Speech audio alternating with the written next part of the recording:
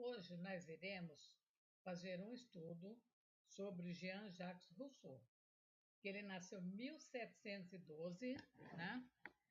E veio a falecer em 1778.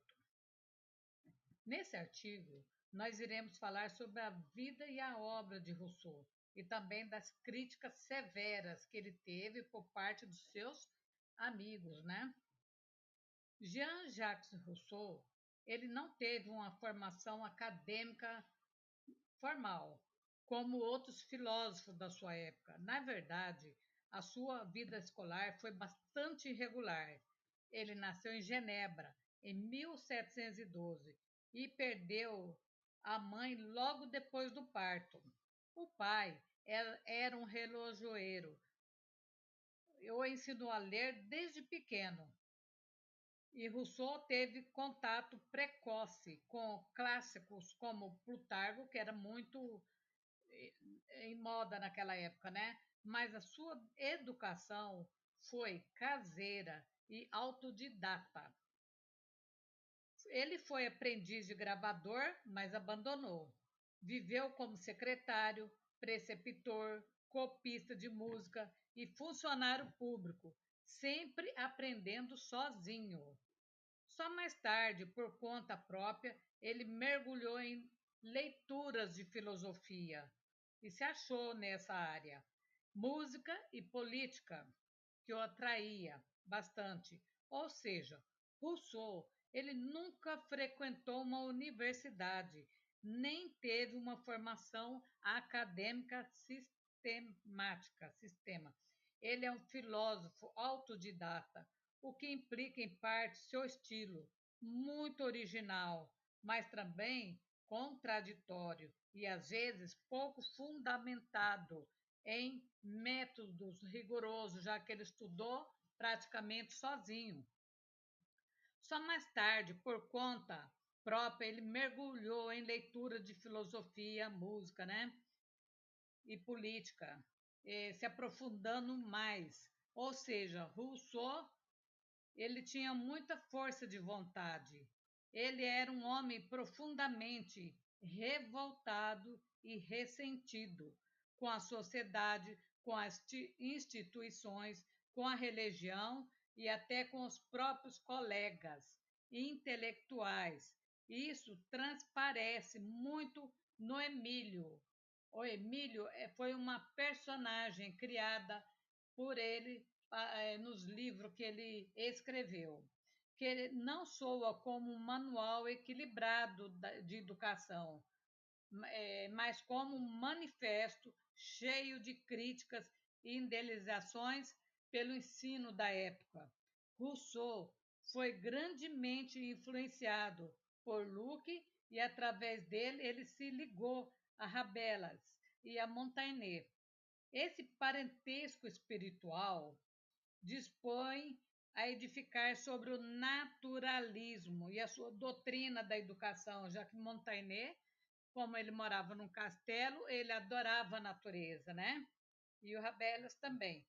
Não iremos nos aprofundar demasiadamente sobre a sua vida, um tanto conhecida por todos nós, né? Digamos somente que a sua educação foi muito má e que levou na mocidade uma vida de aventura. Segundo seus amigos, toda a sua carreira, segundo seus amigos, hein, é estranha. Ele trabalhou, como nós já falamos, em várias profissões, né? Antes de ser escritor, ele fez a amarga experiência da vida. Do ponto de vista religioso, ele renega alternadamente o protestantismo e o catolicismo, antes de adotar o deísmo dos filósofos. Ele era muito orgulhoso e isso o tornou arisco e muito desconfiado. Ofendeu todos os seus protetores por sua susceptibilidade, apesar das suas reações, que ele era muito imprevisto, ninguém sabia o que ele ia fazer logo em seguida, né? As pessoas tinham medo. Com a sociedade polida da época, ele ficou constrangido em suas maneiras e vulgar em seus sentimentos. Ele mudou, assim, sabe, o seu sentimento em relação às pessoas, não respeitava muito, ele ostentou rusticidade, até seus debates com os filósofos, com as autoridades religiosas e civis, desenvolveram sua misantropia e caiu em acesso de profunda melancolia. Ele morreu na casa de M. Girardi, em Hermenauphile, torturado pela mania de perseguição. Parece que a sua vida foi muito conturbada. As críticas a Rousseau foram realmente muito severas. Vai ver que por isso que ele até morreu desse jeito, né?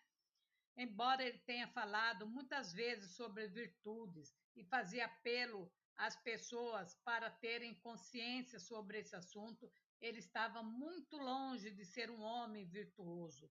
Ele não tinha estima por sua esposa, ele não teceu um amor aos seus filhos, não teve reconhecimento pelos benfeitores e nem consigo mesmo, e por isso era duramente criticado.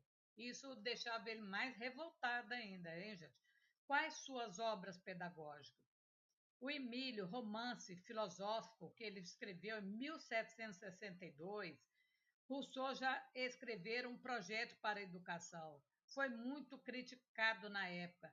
Dizia que ele era cheio de ideias singulares e cheirava a libra, dinheiro, que ele só pensava em dinheiro, né? Diziam também que os títulos de Rousseau para escrever um tratado de educação eram muito fracos, sua educação deplorável e que tinha resquício de malandragem da sua mocidade, seu procedimento frequentemente escandaloso, um homem que teve a coragem de abandonar seus próprios filhos. Para muitos, não tinha autoridade nenhuma em discutir como mestre em matérias tão delicadas como a educação. Rousseau, mesmo sofrendo intensa crítica, ele resolveu que iria escrever o seu tratado de educação e pronto, ninguém ia fazer ele desistir. E devia necessariamente conceber, segundo ele, a educação como a arte de respeitar a criança, a natureza, de o deixar desenvolver-se à vontade, contentando-se como defendê-lo da perniciosa influência das convivências sociais, porque o ensino naquela época era muito rigoroso, era mais decoreba, como até Michel de Montaigne falava, que enchia a cabeça das crianças com coisas inúteis. Eles eram contra, né? Ele tinha o dever de colocar todas as suas ideias nesse tratado de educação, pois a sua própria experiência de vida fornecia esses argumentos e o tipo de alunos que ele queria que fosse educado, de preferência aqueles que viveram à margem da sociedade, fora da família e do colégio. O Emílio foi escrito em 1762. Rousseau anunciava nesses termos: resta-me publicar uma espécie de tratado de educação, cheio das minhas fantasias costumeiras. Ele mesmo dizia isso. Segundo ele, trata-se de um novo sistema de educação, cujo plano oferece ao exame de todos os entendidos no assunto e não um método para os pais e mães, em que nunca foi o seu objetivo. A obra de Rousseau dividia-se em 5 livros.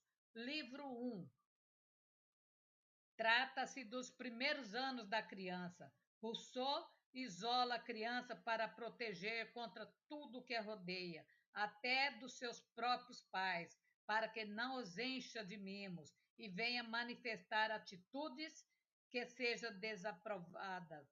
Nesse livro contém também ensinamentos sobre higiene, cuidados físicos, os deveres dos pais, considerações sobre os gritos e se os pais não souberem educar, que procure um mestre encarregado dessa parte. Ele era muito sincero nisso, né? Ele já falava na cara o que ele pensava. O livro 2. O livro 2 vai dos 2 anos aos 12 anos, aonde Rousseau trabalha muito sobre a necessidade da educação física, dos jogos, muito bem escolhidos e bem orientados. ele fala da necessidade da liberdade, enfatiza que todas as crianças devem ter sentimentos de dependência. Essa educação se faz, sobretudo, no campo, pela ginástica, natação e o cultivo dos sentimentos. Não lhe darão lições formais, vai prestando atenção nessas partes, ó.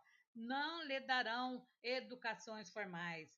Instruir-se pela observação da natureza e com lições, né, das coisas que as crianças vê nos campos, em todos os lugares. Não lerá livros, evitará, sobretudo, fazer-lhe aprender as fábulas de La Fontaine. Ele não gostava muito das historinhas, pelo jeito, né? É brincando que adquirirá seus primeiros conhecimentos, leitura, escrita, história, geografia e línguas. O preceptor, sem o dar a perceber, preparará. Preceptor pode ser aqui, no meu ponto de vista, o mestre, o professor, né? Preparará o meio no qual Emílio deve achar o ensino, uma lição moral. A emulação será cuidadosamente banida. Jamais deve haver comparação com outros alunos. Aqui até que está certo, né? Nada de rivalidade, nem de corridas e jogos, ficar falando que um é melhor do que o outro. Nenhum educador sério levará ao pé da letra tudo que Rousseau escreveu, mas o autor de Emílio é coerente consigo mesmo e quer uma educação solitária. Empregar a emoção seria a mesma coisa que destruir o sistema que ele criou. Não podia mudar, tinha que ser do jeito que ele queria. Um dos seus maiores erros foi o de nunca falar de Deus para as crianças. E muitos se perguntavam o que seria de Emílio ao atingir aos 12 anos. Como será que ele seria, né? Agora nós iremos saber, nós já estamos chegando lá no livro 3, dos 12 aos 15 anos. Dos 12 aos 15 anos, Emílio estudará. Trata-se atualmente de saber o que ele aprenderá e como será ensinado. Agora que ele vai começar a estudar, hein, gente? Com 12 anos. Que será ensinado nessa idade. Ele poderá ler o livro de Robinson Crusoe, que ele gostava muito, né? A história do homem segundo a natureza. Qual será o programa da instrução? Rousseau coloca em primeiro plano as ciências físicas e, em particular, a astronomia, já que o Robinson Crusoe ficava vivendo, né, praticamente numa ilha deserta.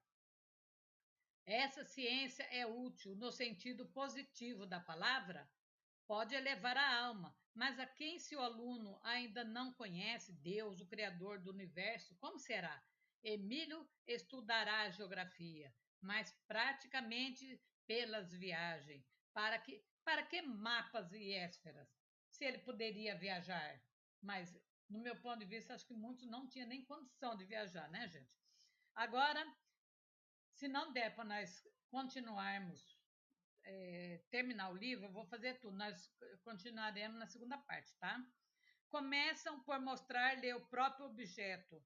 Confessamos que esse método é irrealizável e que Rousseau é utopista, um sonhador. Nada de gramática, nada. Se subtraiu à corrupção dos homens, estudaria suas ações. Aos 18 anos, Emílio poderá ler Plutarco. Agora está liberto para ler o livro. Antes dessa idade, a história poderia falsear seu juízo, ele poderia ter uma ideia falsa. Mas agora ele já tem 18 anos, agora ele pode.